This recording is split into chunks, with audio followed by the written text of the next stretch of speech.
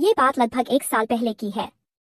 हमारे रिश्तेदारी में किसी की डेथ हो गई थी। मेरे पति अपने काम धंधों में व्यस्त थे, इसलिए मुझे ही वहां जाना पड़ा। ट्रेन का सफर था और मुझे अकेले ही जाना था, इसलिए मेरे पति ने प्रथम श्रेणी एसी में मेरे लिए रिजर्वेशन करवा दिया था।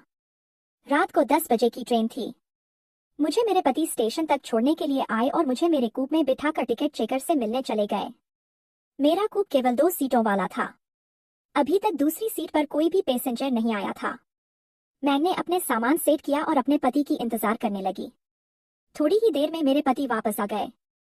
उनके साथ ब्लैक कोट में एक आदमी भी आया था। वो टिकट चेकर था। उसकी उम्र करीब 26 साल की थी, रंग गोरा और करीब 5.25 फीट लंबा हैंडसम नवयुवक लग रहा था। मेरे पति ने उससे मेरा परिचय करवाया। वो आदमी केवल देखने में ही हैंडसम नहीं था, बल्कि बातचीत करने में भी शरीफ लग रहा था। उसने मुझसे कहा, चिंता मत कीजिए मैडम, मैं इसी कोच में हूँ, कोई भी परेशानी हो तो मुझे बता दीजिएगा, मैं हाजिर हो जाऊंगा।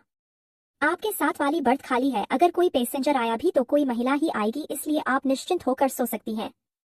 उसकी बातों से मुझे और मेरे साथ साथ मेरे पति को भी तसल्ली हो गई। ट्रेन चलने वाली थी, इसलिए मेरे पति ट्रेन से नीचे उतर गए।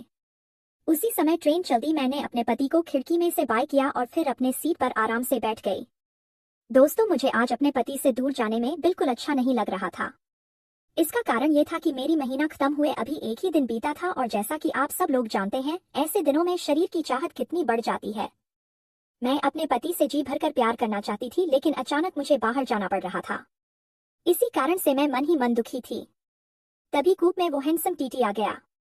उसने कहा, मैडम आप गेट बंद कर लीजिए, मैं कुछ देर में आता हूँ, तब आपका टिकट चेक कर लूंगा। उसके जाने के बाद मैंने सोचा कि चलो कपड़े बदल लेती हूँ, क्योंकि रात भर का सफर था और मुझे साड़ी में नींद नहीं आती। ये सोचकर मैंने गाउन निकालने के लिए अपना सूटकेस खोला तो सर पकड़ लिया, क्योंकि मैं जल्दबाजी में गाउन के ऊपर वाला नेट का पीस तो ले आई थी, लेकिन अंदर पहनने वाला हिस्सा घर पर ही रह गया था। जो हिस्सा मैं लाई थी वो पूरा जालीदार था, जिसमें से सब कुछ दिखता था। करीब 2 मिनट बैठने के बाद मेरी अंतरात्मा ने मुझे एक नया निर्णय लेने के लिए विवश कर दिया। मैंने सोचा कि क्यों आज इस हैंडसम नौजवान से प्यार का मजा लिया जाए। ये बात दिमाग में आते ही मैंने वो जालीदार कवर निकाल लिया और पहन लिया। सारी तैयारी करने के बाद मैं अपनी सीट पर लेट गई और मैगजीन पढ़ते हुए टीटी का इंतजार करने लगी। मुझे इंतजार करते करते 5 मिनट बीत गए तो मैंने सोचा कि क्यों न पहले खाना खाकर फ्री हो लूं। ये सोचकर मैंने अपना खाना निकाल लिया जो मैं घर से साथ लाई थी। खाना शुरू करते हुए मैंने सोचा कि खाने के बीच में टीटी टिकट चेक करने आ गया तो बीच में उठकर टिकट निकालना पड़ेगा। ये सोचकर मैंने अपने पर्स में रखा टिकट निकाल लिया। टिकट हाथ में आते ही मेरी आंखों के सामने उस टीटी का जवान शरीर घूम गया और मेरे अंदर की औरत ने अपना काम करना शुरू कर दिया। पूरी तैयारी के बाद मैं खाना खाने लगी। तभी मेरे कूप का गेट खुला और टीटी अंदर आ गया। अंदर आते ही मुझे पारदर्शी कपड़ों में देखकर बेचारे को पसीना आ गया। वह बिल्कुल सकपका गया और इधर उधर देखने लगा। मैंने उसका हौसला बढ़ाने के लिए उसकी तरफ मुस्कुरा कर देखा और कहा, आइए टीटी साहब बैठिए, खाना लेंगे आप। मेरी बात सुनते ही वह बोला, नहीं मैडम आप लीजिए, मैं तो बस आपका टिकट टिक करने आया था। कोई बात नहीं, मैं कुछ देर बाद आ जाऊंगा, आप आराम से खा लीजिए। मैंने उसे सामने वाली सीट पर बैठने का इशारा करते हुए कहा, नहीं नहीं आप बैठो ना, मैं अभी आपको टिकट दिखाती हूँ। यह कहकर मैंने अपना खाने का डिब्बा नीचे रख दिया और टिकट ढूंढने का नाटक करने लगी। ये सब करते हुए मैं बार बार नीचे झुक रही थी ताकि वो जी भर के देख ले। ये सारी हरकतें करते हुए मैं ये इंतजार कर रही थी कि वो खुद मेरे लेफ्ट में रखे हुए टिकट को देख ले, और हुआ भी ऐसा ही। उसने मेरे लेफ्ट की ओर इशारा करते हुए कहा, मैडम लगता है आपने टिकट अपने लेफ्ट साइड में रख लिया है। मैंने अनजान बनते हुए अपने गले की तरफ देखा और हंसते हुए कहा, कहा यार। बोलते बोलते मैंने अपने खाना लगे हुए हाथों से उसको निकालने की नाकाम कोशिश की और इधर उधर से उंगली डालकर टिकट पकड़ने की कोशिश करते हुए उसे अपने लेफ्ट के दर्शन करवाती रही।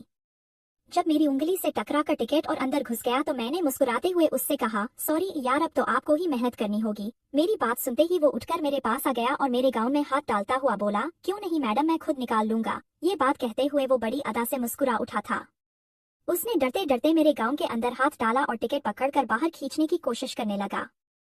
वो बेचारा टिकट निकलने से डर रहा था, इसलिए मैंने उसको इशारा किया और बोली, हाँ डॉट हाँ, आप टिकट हाथ डालकर निकाल लो न प्लीज। मेरी बात सुनते ही उसके हौसले बुलंद हो गए। मैं तो यही चाहती थी, इसलिए मैं उसकी तरफ देखकर मुस्कुराने लगी। मुझे मुस्कुराता देखकर वो खुश हो गया। उसके बाद उसने टिकट निकाल कर चेक किया और मेरी तरफ इशारे करते हुए बोला, आप खाना खा लीजिए, मैं बाकी सवारियों को चेक करके अभी आता हूँ। मैंने भी उसको खुला निमंत्रण देते हुए कहा, जल्दी आना। वो मुस्कुराता हुआ जल्दी से बाहर निकल गया। मैंने भी जल्दी जल्दी अपना खाना खाया और बड़ी बेसब्री से उसका इंतजार करने लगी। जितनी जल्दी मुझे थी उतनी ही उसे भी थी, इसीलिए वो भी 5-7 मिनट में ही वापस आ गया। अंदर आते ही उसने कूप अंदर से लॉक कर लिया और मेरे करीब आकर मुझे से बोला, आओ मैडम, आज आपको फर्स्ट एसी का पूरा मजा दिलवाऊंगा। मैंने भी हाँ दिए। करीब 2-3 मिनट के बाद वो अलग हुआ और लगभग गिड़गिड़ाते हुए बोला, मैडम एक प्रॉब्लम है। मैंने पूछा, क्यों, क्या हुआ? मैडम, मेरे साथ मेरा एक साथी और है इसी कोच में, अगर मैं उसको ज्यादा देर दिखाई नहीं दूंगा तो वो मुझे ढूंढता हुआ यहाँ आ जाएगा। वो बोला, अगर आप इजाजत दें तो क्या उसको भी बुला। उसकी बात सुनते ही मेरी खुशी ये सोचकर दोगुनी हो गई, चलो आज बहुत दिनों बाद एक साथ प्यार मिलने वाले हैं।